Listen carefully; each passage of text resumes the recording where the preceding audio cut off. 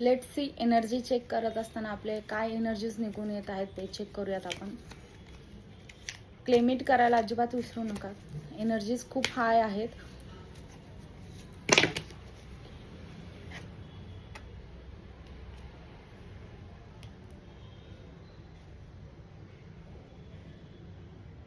तुमच्याकडे खूप छान पॉवर आहे क्रिएट करण्याची. काही ना काही गोष्टी तुम्ही क्रिएट करत असतात. म्हणजे कुठलीही गोष्ट, जसे की हे गॉड गिफ्टेड आहे. एखाद्याला छान आता यूट्यूब व्हिडिओज आहेत, एखादा कंटेंट क्रिएटर असू शकतं, एखादा म्हणजे छानसे आर्टिफिशियल ज्वेलरी मेकिंग करणं किंवा रांगोळीच काढणं, कुकिंग करणं, ह्या देखील गोष्टी खूप क्रिएशनमध्ये येत आहेत.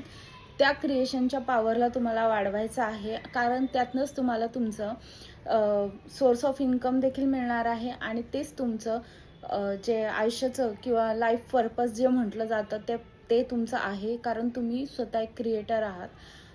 छान अशी तुमच्यावर सगळ्या ग्रहांची अशी कृपा आहे की तुम्ही छान गोष्टी कलेच्या साईडने जात आहात किंवा तुमच्याकडे कलेने पैसा येण्याचे चान्सेस आहे. कलेमध्ये खूप जास्त ग्रोथ होणार आहे. फक्त तुम्हाला त्याच्यासाठी इन्व्हेस्टमेंट करायची आहे तुमच्या टाईमची, आणि तुम्ही नवीन नवीन स्किल्स जे आहेत ते शिकू शकतात. त्याच्यामुळे पण तुम्हाला खूप छान गोष्टी मिळणार आहेत. फक्त त्याच्यासाठी रेमेडी एक आहे की इंटेन्शन क्लिअर ठेवा. कुठल्या कलेतनं आपल्याला पुढे जायचं आहे त्याच्यासाठी इंटेन्शन जे आहे ते तुमचं कधी कधी म्हणजे दोन दगडांवर पाय ठेवायला जातात, जसं की त्या पद्धतीत होत आहे.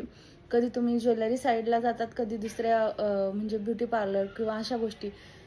कलाच आहे, परंतु वेगळा फरक आहे कुठेतरी.